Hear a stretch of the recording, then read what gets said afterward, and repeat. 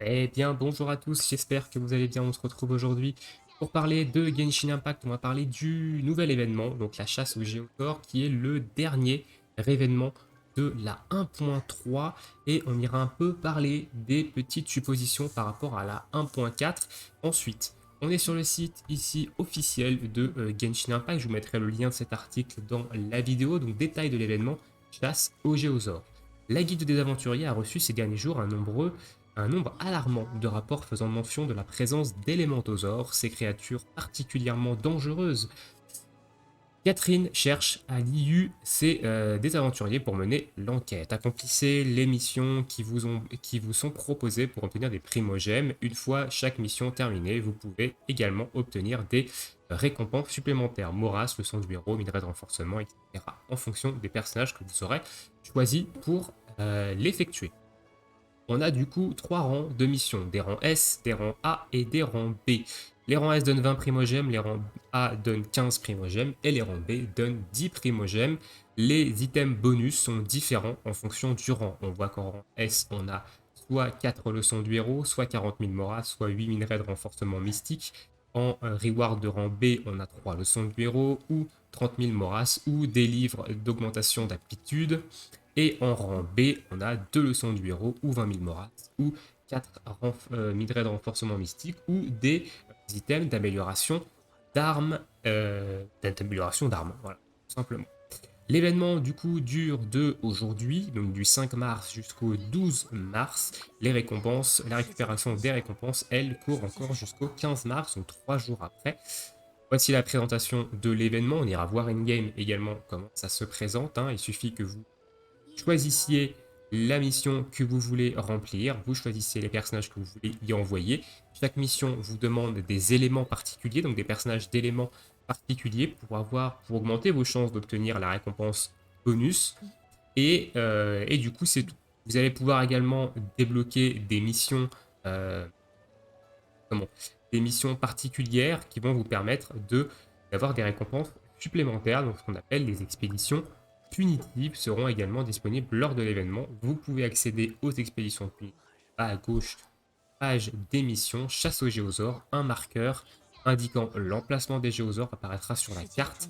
Rendez-vous sur place pour les trouver en résolvant une énigme, puis vainquez-les pour obtenir des récompenses promises. Voilà, donc on a ici On the Hunt 2 sur 4, donc je pense qu'on aura 4 expéditions punitives également. On va se rendre maintenant in-game pour voir un peu comment cela fonctionne.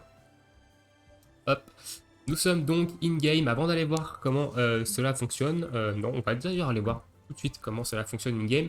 Donc il faut aller voir Catherine à l'IU. Vous allez voir Catherine à l'IU, vous lui parlez. De toute façon, quand vous allez vous connecter, vous allez avoir une quête qui va dire d'aller la voir, tout simplement. On va dans Expédition et ici on a un deuxième onglet, Chasse aux Géosaures. Aujourd'hui, on n'a pas d'expédition punitive, hein, on en aura une à partir de demain. Et aujourd'hui, voilà ce que j'avais moi. Donc, je ne sais pas si vous aviez la même chose. Donc moi, j'avais une, 2, 3, 4, 5 expéditions de rang B, 2 de rang A et une de rang S. Donc j'ai pris la rang S, les 2 de rang A et une de rang B qui donnent race. Et voilà. Donc vous allez avoir une petite flèche en dessous de votre personnage quand il correspond à l'élément demandé. Vous pouvez rappeler évidemment vos persos si jamais vous vous êtes trompé, si jamais vous ne voulez pas faire cette expédition et que vous voulez en faire une autre. Vous pouvez en faire jusqu'à 4 par jour, donc lancer jusqu'à 4 par jour. Moi j'ai lancé mes 4. Vous pouvez prendre évidemment un personnage de vos amis, hein, donc les personnages qui ont été mis avant par vos amis dans leur profil. Vous pouvez les choisir, donc ça vous permet, si jamais vous n'avez pas assez de champions permettant d'avoir la probabilité de récompense bonus à 100%, vous pouvez vous faire aider par un personnage ami. Donc n'hésitez pas à l'utiliser si vous n'avez pas une box hyper fournie en personnage. Donc moi j'ai pris le rang S, les deux rangs A qui donnent des bouquins d'amélioration d'aptitude, mon rang S donne des leçons du héros et un rang B qui donne des morales. J'ai 100% à chaque fois et j'irai récupérer ça, tout ça demain, donc quand ça sera terminé. Et demain, on aura la première expédition punitive. Il faudra simplement cliquer ici. Vous aurez sur la map, sur votre carte, un marqueur quelque part. Vous irez sur le marqueur, vous résolvez l'énigme et ensuite vous allez devoir battre un ou plusieurs géosaures. Ça dépend ça va dépendre de l'énigme, mais ça vous donnera des récompenses supplémentaires. Via les expéditions, du coup, on peut environ avoir 420 Moras, 420 Primogèmes plutôt. Et du coup, via les expéditions punitives, on doit sûrement pouvoir avoir des Primogèmes supplémentaires. Donc, je ne sais pas exactement combien va pouvoir donner l'event au maximum, mais peut-être une demi-multi, voire presque une demi-multi. Donc, c'est intéressant pour un event mineur quand même de une mise à jour. Voilà un petit peu pour l'event des Géosaures. Rapidement, je vais pas trop m'éterniser du coup dessus parce que c'est un tout petit event. Maintenant, on va passer à une annonce un petit peu plus gros. Je pense que vous l'auriez déjà vu. On va parler de l'annonce du live des nouveautés de la 1.4 qui se tiendra du coup demain, 6 mars, à partir de 13 h. Ici, c'est l'image officielle de l'annonce du live. Les écritures dessus ont été retravaillées par un membre de l'équipe Genshin Impact FR pour vous donner évidemment les informations en français sur l'image.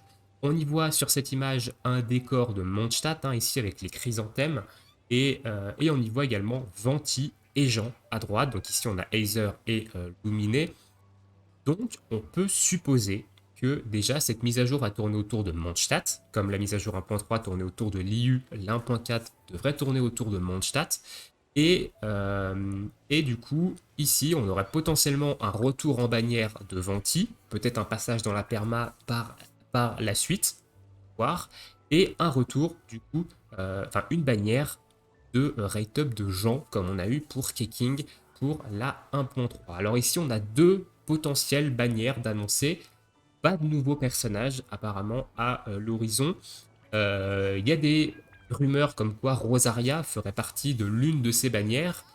On verra ça évidemment lors des annonces de la 1.4 demain. Donc ici, nous, on va restream du coup le live chinois à partir de 12h45. Le live chinois démarre à 13h. Nous, on sera en live à partir de 12h45. Vous avez la chaîne Twitch du site Genshin Impact FR ici. Si vous voulez suivre avec nous l'annonce de ces nouveautés, nous, on vous traduira également en live un petit peu ce qui s'est dit pour que vous puissiez comprendre mieux. Normalement, il y a un live anglais vers 17h, je crois. J'ai pas vu d'annonce par rapport à ça. Et il devrait y avoir un live anglais également en fin d'après-midi. Et nous, on suit évidemment le live chinois qui est beaucoup plus intéressant. Voilà, alors, si c'est deux bannières d'annoncer, la question, je pense que ça va être pourquoi en 1.3 il y a eu trois bannières et pourquoi en 1.4 il n'y aurait que deux bannières à nouveau. Eh ben moi je vais vous expliquer par rapport à l'explication que j'avais donnée sur Utao par rapport à la culture chinoise du fait de ne pas annoncer de perso en rapport avec la mort pendant le festival des lanternes. Si jamais en 1.3 il y avait eu deux bannières de 3 semaines, c'est-à-dire Xiao 3 semaines, Utao 3 semaines et qu'on n'avait pas eu Keking en plein milieu. Utao se serait fini du coup en plein milieu de l'event des lanternes, donc en plein milieu du festival des lanternes. Et du coup, Utao serait arrivé en plein milieu du festival des lanternes. Un personnage en rapport avec la mort en plein milieu du festival des lanternes. Au niveau de la culture chinoise, ça ne le faisait pas. Donc, peut-être que cette pirouette d'avoir une bannière rate-up de Keking était peut-être fait exprès aussi pour pouvoir sortir Utao juste après le festival des lanternes et ne pas avoir de personnage en rapport avec la mort durant ce festival. C'est une hypothèse comme ça, du fait qu'on a eu trois bannières en 1.3. Maintenant, peut-être qu'en 1.2, on aura trois bannières. Pour l'instant, moi, j'en vois potentiellement que deux. Donc, un rerun de Venti et une bannière rate-up de gens. Alors, moi, j'invoquerai sur aucune des deux. Honnêtement, si c'est ça, moi, ça va encore être un full skip sur les bannières de personnages sur cette mise à jour. Il y aura également des bannières d'armes. Donc, moi, maintenant, en attendant un personnage qui m'intéresse vraiment, vu que j'ai une pity 100%, je vais invoquer sur les bannières d'armes. Donc toutes les pierres de la fatalité que je vais avoir en cadeau via le Battle Pass, etc., via les différents events, ça partira sur la bannière d'armes. Ça permettra de dropper des armes, ça me permettra de dropper des armes 5 étoiles également. Donc voilà, en attendant un perso qui m'intéresse vraiment. Écoutez, voilà, on va s'arrêter là pour cette petite vidéo. Je pense avoir fait le tour. On a expliqué rapidement Arc Leven chasse aux géosaures. On a parlé un peu rapidement de la 1.4 et des potentielles hypothèses. On se retrouve évidemment demain pour le live des annonces de la 1.4. On verra évidemment si la mise à jour elle est intéressante ou pas. Au vu des premières informations qu'on a, comme je vous l'ai déjà dit, elle risque d'en décevoir pas mal, mais on verra ça. On n'est pas à l'abri de surprises. Sur ce, je vous souhaite à tous une très bonne journée, une très bonne soirée, bon jeu et à bientôt pour de prochaines vidéos. Ciao ciao.